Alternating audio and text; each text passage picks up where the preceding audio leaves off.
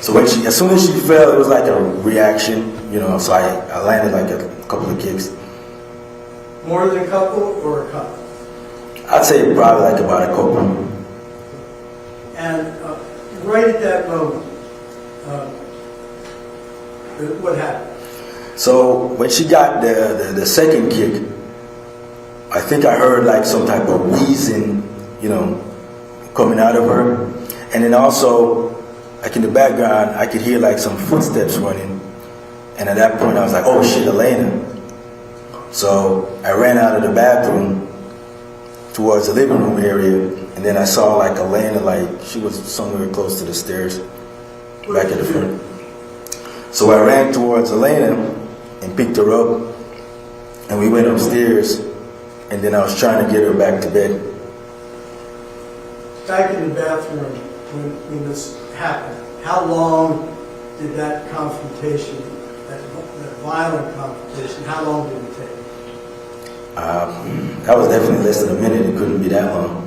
Were you the aggressor? No, I was not. What was going through your mind when you were there when that was happening? So when she was attacking me, I was basically just trying to defend myself. And I guess probably like a normal situation, you probably like, if someone's like a lot smaller than you, it's not a big deal. You probably just hold them. But since she's, she's bigger than I am, she's pretty strong, so trying to hold her, to restrain her or some shit like that, that's probably not feasible. So I just gave her a few kicks, like a couple of kicks, to like knock the wind out of her and get her to stop. These kicks, are they wind up kicks of somebody, or are they all part of the movement of what's going on? It's just like sort of like in the movement, because like when you flip, you got a leg behind you and you just whip it, and then you whip the next one. When you get Elena, where do you take her? I took her back upstairs to her bedroom. And why? Because I didn't want her around, any type of situation where, there was any type of family violence and stuff like that. And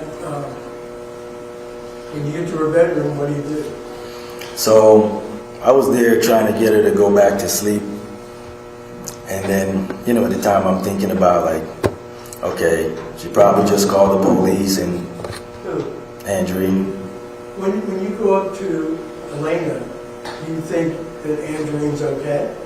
No, I just thought, because I heard her wheezing, so at the time I just thought she got the wind knocked out of her. So she probably already caught her breath, probably called the police and made up some story. Okay. You know how long it takes you to get Elena back to sleep?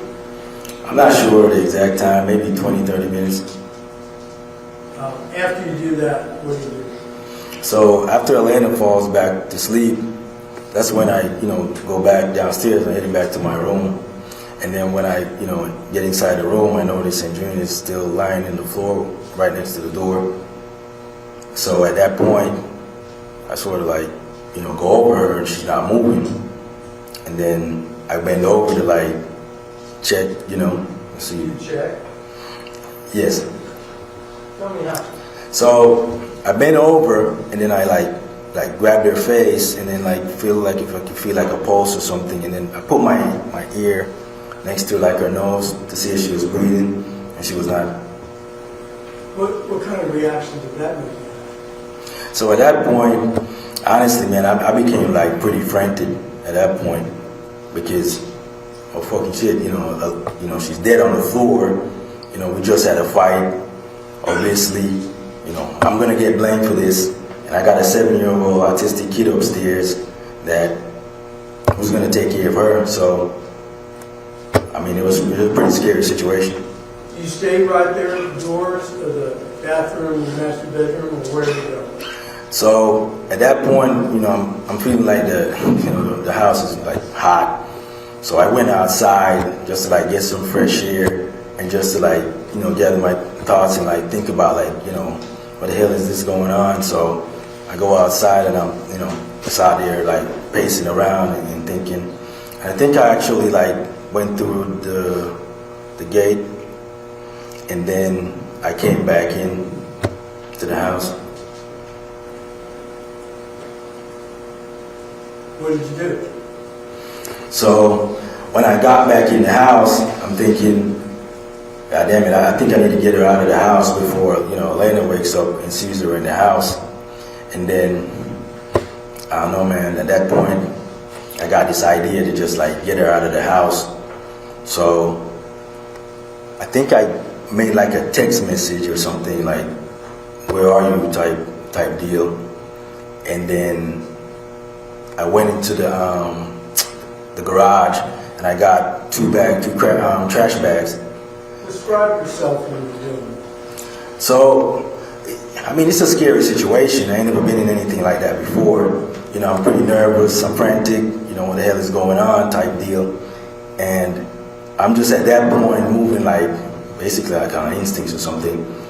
But I go inside the garage and I grab like a couple of trash bags, and then I put one over the top of her and then the other one under the, for the lower leg or something. What's your purpose of doing that? So at that point, for me, I was just trying to get her out of the house. Why? Because first, I didn't want Elena to see her. And then at that point, like I said, I'm thinking my life is over now. Obviously, I would get blamed for this.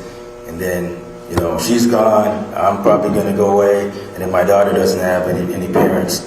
You said that you're going to get blamed for this. Did you think you were guilty of it? No, I didn't think I was guilty. But knowing like the circumstance, there's obviously a dead person in your house, and you're the only adult there. And I know she's like, like issues before with the marriage where she's having an affair and stuff like that. So it just seemed like any run-of-the-mill police that, would be familiar with this situation. It just seemed like obvious, like, oh, obviously we know why you do this kind of deal. So I was just trying to escape the whole situation.